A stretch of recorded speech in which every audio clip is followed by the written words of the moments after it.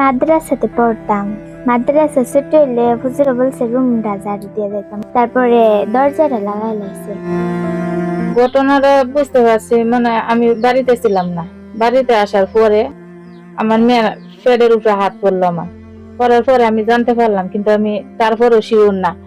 আমি আবার ইয়াত গেলাম মদন, গিয়ে আলটা করলাম। আলটা করে দেখলাম ও 6 মাস হয়ে গেছে। আবার তাকে জিজ্ঞাসা করেছে যে মা তোমার সাথে মানে খারাপ কাজটা কে করেছে? সে শুধু হুজুর হুজুর শব্দটা সে 2 বার বলল, হুজুর বলে মানে বাচ্চাটার পুরো ফেসে আসলে এতখানি ভয়ের এক্সপ্রেশন ছিল, মানে সে এদিক ওদিক তাকাচ্ছে রীতিমতো। সে কমফোর্টেবল না, সে একদমই আনকমফোর্টেবল।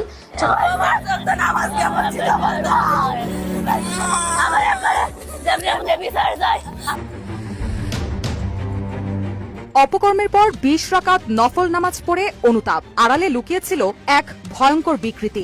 এই দরজা বন্ধ করে দিয়া আমার মানে প্রিয় দর্শক, গুরুত্বপূর্ণ কিছু ভিডিও আপনাদের মাঝে শেয়ার করব। ব্রেকিং নিউজ এবং আপডেট টপিকগুলো সাজিয়ে একত্র করে আপনাদের মাঝে উপস্থাপনা করতে যাচ্ছি।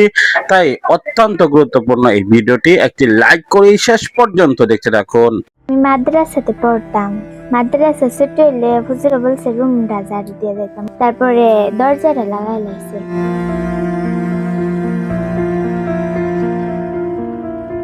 দিনটি অন্যান্য দিনের মতোই স্বাভাবিকভাবেই শুরু করেছিলেন গাইনি চিকিৎসক সায়মা আক্তার, কিন্তু কিছুক্ষণ পর তিনি এমন একটি নির্মম ঘটনার সাক্ষী হতে চলেছেন তা হয়তো কখনোই ভাবেননি তিনি। হঠাৎ করে 11-12 বছর বয়সী এক মাদ্রাসা ছাত্রী তার মায়ের সঙ্গে তার ক্লিনিকে আসেন। শৈশব না পেরোনো সেই শিশুটি তার পেট ভারী লাগা ও পেটের ভেতরে কিছু নড়ার কথা জানাতেই চিকিৎসক পরীক্ষা করে যা দেখেন তাতে নিজের চোখকেই বিশ্বাস করে উঠতে পারেননি, কারণ এই ছোট্ট শরীরেই বেড়ে উঠছে আরো একটি প্রাণ। অথচ শিশুটি এখনো বয়সন্ধিতেই পা দেয়নি। কে সর্বনাশ করলো এই ছোট্ট মেয়েটির, আর কিভাবেই তা সম্ভব হলো? ছোট্ট মেয়েটিকে প্রথমে জিজ্ঞাসা করেও তেমন উত্তর না পেলেও একসময় মায়ের কাছে ভয়ে ভয়ে সব বিষয় খুলে বলে, আর সেটি শুনতেই চমকে ওঠেন মেয়েটির মা, এমনকি চিকিৎসকও। আদরের ছোট্ট মেয়েটিকে ইসলামী শিক্ষা দিতে পাঠিয়েছিলেন যে মাদ্রাসায়, সেই মাদ্রাসার প্রতিষ্ঠাতা শিক্ষকই রক্ষক হয়েও ভক্ষকের মতো সর্বনাশ করেছে তার একরত্তি মেয়েটির। উন্নত প্রযুক্তি এবং অভিজ্ঞ চিকিৎসক দলের নিরলস প্রচেষ্টায় আমরা আছি আপনার পাশে। ডেল্টা হাসপাতাল। এমনকি মুখ খুলে প্রাণনাশেরও হুমকি দিয়েছিল সেই শিক্ষক। জীবিকার তাগিদে শিশুটির মা সিলেটে গৃহ পরিচারিকার কাজ করেন। ভুক্তভোগী শিশুটি তার নানির কাছ থেকে ওই মাদ্রাসায় লেখাপড়া করত, কিন্তু শরীরের অস্বাভাবিক পরিবর্তনই শেষমেশ খুলে দেয় সব গোপন দরজা, আর তাতে সেই শিক্ষকের বিরুদ্ধে মামলা করেছে মেয়েটির পরিবার। আমি মাদ্রাসাতে পড়তাম। মাদ্রাসা ছুটি হইলে হুজুর বলছে রুমটা ঝাড়ু দিয়ে দিতাম, মসজিদ। তারপর মসজিদটা ঝাড়ু দিতে গেছিলাম, তারপরে আমি বলছে আমার বিছানাটা ঝাড়ু দিয়ে দিই। তারপর বিছানা ঝাড়ু দিতে গেছি, তারপরে দরজাটা লাগাই লাইছে। তারপরে এরকম তারপরে হুজুরে বলছে বাড়িতে কাউরে বলবো না, বললে নাকি মারবে, ভয় দেখাইছে। মর্মান্তিক এই ঘটনাটি ঘটেছে নেত্রকোনার মদন উপজেলায়। সেখানে শিক্ষক আমানুল্লাহ সাগর মদন উপজেলার পাঁচহার গ্রামে 2022 সালে হযরত ফাতেমাতুজ জোহরা মহিলা কওমি মাদ্রাসা নামের একটি মাদ্রাসা প্রতিষ্ঠা করেন এবং সেখানে তার স্ত্রীকেই প্রধান শিক্ষিকা হিসেবে নিয়োগ দেন।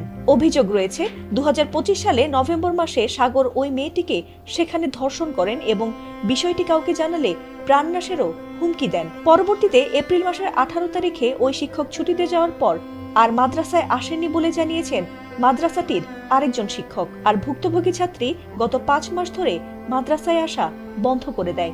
ঘটনাটা বুঝতে পারছি, মানে আমি বাড়িতে ছিলাম না।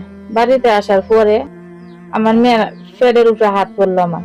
পড়ার পরে আমি জানতে পারলাম, কিন্তু আমি তারপরেও শিওর না। আমি আবার ইয়াত গেলাম মদন, গিয়ে আলটা করলাম। আলটা করে দেখলাম ও 6 মাস হয়ে গেছে। এখন আমার মেয়ের সঙ্গে যে এই ঘটনাটা ঘটছে, আর কারোর সাথে যেন এই ঘটনা না ঘটে, এটাই আমি বিচার চাই। পরবর্তীতে শিশুটির শারীরিক পরিবর্তন দেখে সন্দেহ হলে পরিবার শিশুটিকে মদন উপজেলার বেসরকারি মেডিকেলে গাইনি বিশেষজ্ঞ ডাক্তার সায়মা আক্তারকে দেখালে তিনি পরীক্ষা নিরীক্ষা করে এই নির্মম সত্যটি সামনে আনেন। আর এই বিষয়ে ভুক্তভোগীদের অভিযোগ দায়েরের বিষয়টিও নিশ্চিত করেছেন মদন থানার ভারপ্রাপ্ত কর্মকর্তা তরিকুল ইসলাম। আমরা বিষয়টি জানার পর আমরা তাৎক্ষণিকভাবে ব্যবস্থা নেওয়ার জন্য আমরা অফিসার ইনচার্জ মদন থানাকে নির্দেশনা দিয়েছি এবং এই ঘটনার সাথে সম্পৃক্ত যাদের নামগুলো এসেছে পত্রপত্রিকাতে সহ আমরা মামলাতে যাদের নাম এসেছে তাদেরকে ধরার ব্যাপারে আমাদের জেলা গোয়েন্দা শাখার টিম সহ আমাদের থানার টিম নিবিড়ভাবে কাজ করছে। আশা করছি আমরা খুব দ্রুত সময়ের মধ্যে আসামিকে ধরে আমরা আইনের আওতায় আনতে পারবো। ফাতিমা সুলতানা, এটিএন। এই দরজা বন্ধ করে দিয়া আমার মানে আমার ছেলের বইয়ের মানে সরাসরি করছে। তারপর আমি রাস্তাঘাটে বাড়াইতে পারি না, রাত্রে ঘরের পিছনে জানালা এসে আমাকে ডাকে। স্বামী প্রবাসে, বাড়িতে সন্তান নিয়ে থাকেন স্ত্রী। এই সুযোগেই প্রতিবেশী আশরাফুলের নজর পড়ে তার উপর। দীর্ঘদিনের কুপ্রস্তাব আর তক্ত করার পর এক রাতে সরাসরি ঘরে ঢুকে ওই নারীকে করে আশরাফুল। এই ঘটনায় ভুক্তভোগী নারী আদালতের আশ্রয় নিয়ে মামলা করলেও জামিনে বেরিয়ে এসে আশরাফুল হয়ে ওঠেন আরো বেপরোয়া। ভুক্তভোগীর অভিযোগ, প্রতিদিন রাতে তার ঘরের জানালায় কড়া নাড়া আর বিশ্রী ইঙ্গিতে জীবন অতিষ্ঠ করে তুলেছিলেন এই অভিযুক্ত। বিরামহীন এই হয়রানি থেকে বাঁচতে পরশু রাতে এক সাহসী পরিকল্পনা করেন ওই গৃহবধূ। প্রতিদিনের মতো আশরাফুল যখন তার দরজায় টোকা দিচ্ছিল তখন তিনি সুকৌশলে দরজা খুলে দেন। অভিযুক্ত ঘরে প্রবেশ করা মাত্রই তিনি ভেতর থেকে দরজা আটকে দিয়ে চিৎকার শুরু করেন এবং স্বজনদের খবর দেন। রাত 12টা থেকে পরদিন দুপুর পর্যন্ত অভিযুক্তকে ঘরের ভেতর আটকে রাখতে সক্ষম হন তিনি। কিন্তু গল্পের মোড় ঘুরে পরদিন যখন এক সাংবাদিকের নেতৃত্বে একদল লোক অতর্কিত হামলা চালায় সেই গৃহবধূর বাড়িতে। ভুক্তভোগী নারীর দাবি, সাংবাদিক পরিচয় দিয়ে আসা সেই ব্যক্তি তার উপর এবং তার ননদের উপর পাশবিক চালিয়ে দরজা ভেঙে আশরাফুলকে ছিনিয়ে নিয়ে যায়। শুধু তাই নয়, যাওয়ার সময় ঘর থেকে কোরবানি গরু কেনার জন্য গচ্ছিত 4 লাখ টাকা এবং 5 ভরি স্বর্ণালংকার লুট করে নিয়ে যাওয়ার অভিযোগও করেছেন তিনি। প্রকাশ্য দিবালোকে এমন ঘটনায় হতবাক হয়ে পড়েছেন স্থানীয় বাসিন্দারা। এলাকাবাসীর ভাষ্যমতে অভিযুক্ত আশরাফুল এলাকায় অনলাইন ক্যাসিনো এবং সুদের কারবারের সাথে জড়িত। তার হাত ধরে এলাকার যুব সমাজ ধ্বংসের পথে যাচ্ছে বলেও অভিযোগ উঠেছে। ভুক্তভোগী পরিবারের দাবি, প্রতিপক্ষের প্রভাব ও অর্থের দাপটে তারা আজ নিজ বাড়িতেই অসুরক্ষিত। আইনের আশ্রয় নিয়েও বারবার হওয়ায় এখন দিশেহারা এই প্রবাসীর স্ত্রী। সিরাজগঞ্জের এই ঘটনায় এখন ন্যায় বিচারের অপেক্ষায় প্রহর গুনছে সাধারণ মানুষ। জুনায়েদ আহমেদ, বাংলা। অপকর্মের পর 20 রাকাত নফল নামাজ পড়ে অনুতাপ, আড়ালে লুকিয়েছিল এক ভয়ঙ্কর বিকৃতি। অপ্রাপ্ত বয়স্ক থেকে শুরু করে বৃদ্ধা কেউই রেহাই পাননি তার হাত থেকে। আর এই ভয়ঙ্কর অভিযোগের কেন্দ্রবিন্দুতে খুলনা প্রকৌশল ও প্রযুক্তি বিশ্ববিদ্যালয়ের সিএসসি বিভাগের 20 ব্যাচের শিক্ষার্থী হাসিবুল হাসান। এ যেন অন্ধকার, লালসা আর দ্বিচারিতার এক শিহরণ জাগানো কাহিনী। সামাজিক যোগাযোগ মাধ্যমে যাকে বলা হচ্ছে বাংলার অ্যাবস্টেইন ফাইলস, আইন অনুযায়ী যা স্পষ্টতই গুরুতর ফৌজদারি অপরাধ, এমনকি শিশু নির্যাতন ও ধর্ষণের পর্যায়ে পড়ে। কিন্তু প্রশ্ন হলো, এত কিছুর পরেও কেন এখনো তাকে গ্রেপ্তার করা হয়নি? কেনই বা বিশ্ববিদ্যালয় প্রশাসন সীমাবদ্ধ থাকলো কেবল সাময়িক বহিষ্কারে?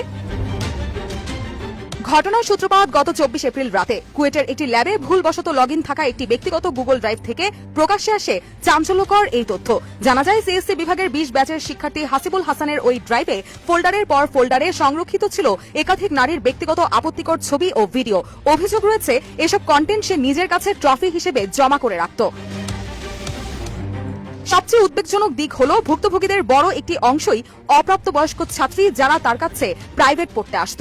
পাশাপাশি সহপাঠী, পদ্মানসীন নারী, এমনকি বয়স্ক গৃহকর্মীকেও এই বিকৃত আচরণের শিকার করা হয়েছে বলে অভিযোগ উঠেছে। কিছু স্ক্রিনশটে দেখা যায় যে ভুক্তভোগীদের ব্যক্তিগত ছবি দিতে প্ররোচিত করত হাসিব।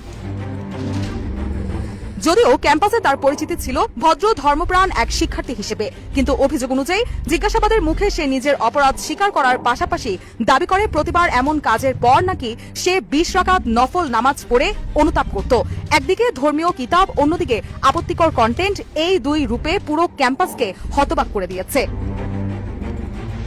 এদিকে বাংলাদেশের পর্নোগ্রাফি নিয়ন্ত্রণ আইন 2012 অনুযায়ী কারো আপত্তিকর ছবি বা ভিডিও ধারণ, সংরক্ষণ বা প্রচার করা একটি গুরুতর ফৌজদারি অপরাধ। তাছাড়া নারী ও শিশু নির্যাতন দমন আইন 2000 অনুসারে অপ্রাপ্ত বয়স্কদের সঙ্গে যে কোনো ধরনের যৌন সম্পর্ক, এমনকি তথাকথিত সম্মতিতেও ধর্ষণ হিসেবে গণ্য হয়, যার শাস্তি মৃত্যুদণ্ড বা যাবজ্জীবন কারাদণ্ড পর্যন্ত হতে পারে।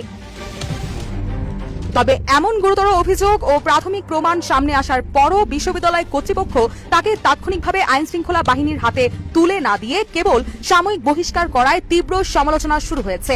সামাজিক যোগাযোগ মাধ্যমে প্রশ্ন উঠছে, কেন এখনো হয়নি আনুষ্ঠানিক মামলা, কেন পুলিশি পদক্ষেপ দৃশ্যমান নয়। এছাড়াও ঘটনাটি প্রকাশ্যে আসার পর থেকেই ক্ষোভে ফুঁসে উঠছে শিক্ষার্থী ও সাধারণ মানুষ। অনেকেই বলছেন, এমন অপরাধের ক্ষেত্রে কোনো প্রাতিষ্ঠানিক শিথিলতা মানে বিচারহীনতাকে উৎসাহ দেওয়া, যে কারণে তার অপরাধের তীর এখন বিশ্ববিদ্যালয়ের কর্তৃপক্ষের দিকে। শিক্ষার্থী থেকে সাধারণ মানুষ এখন সবার একটাই দাবি, এই ঘটনার পূর্ণাঙ্গ তদন্ত, ভুক্তভোগীদের নিরাপত্তা নিশ্চিত করা এবং অভিযুক্তের বিরুদ্ধে দ্রুত আইনগত ব্যবস্থা গ্রহণ করা, যাতে বাংলার এই তথাকথিত প্রিয় দর্শক, গুরুত্বপূর্ণ সকল আপডেটগুলো আপনারা অবশ্যই দেখেছেন এবং বুঝতে পেরেছেন। ভিডিওটি গুরুত্বপূর্ণ ছিল। আমরা বস্তুনিষ্ঠ সকল আপডেট এবং ব্রেকিং নিউজগুলো আপনাদের মাঝে পৌঁছে থাকি। আমরা কোনো দলের পক্ষ বিপক্ষ হয়ে কথা বলি না, আমরা নিরপেক্ষতার সহিত সবকিছু প্রচার করি। এটি হলো আমাদের লক্ষ্য উদ্দেশ্য। প্রিয় দর্শক, ভিডিওটি অবশ্যই সকলের মাঝে শেয়ার করে দিবেন। পরবর্তী সকল আপডেট পাওয়ার জন্য সাবস্ক্রাইব করে পাশে থাকা বেল বাটনটি অন করে দিবেন।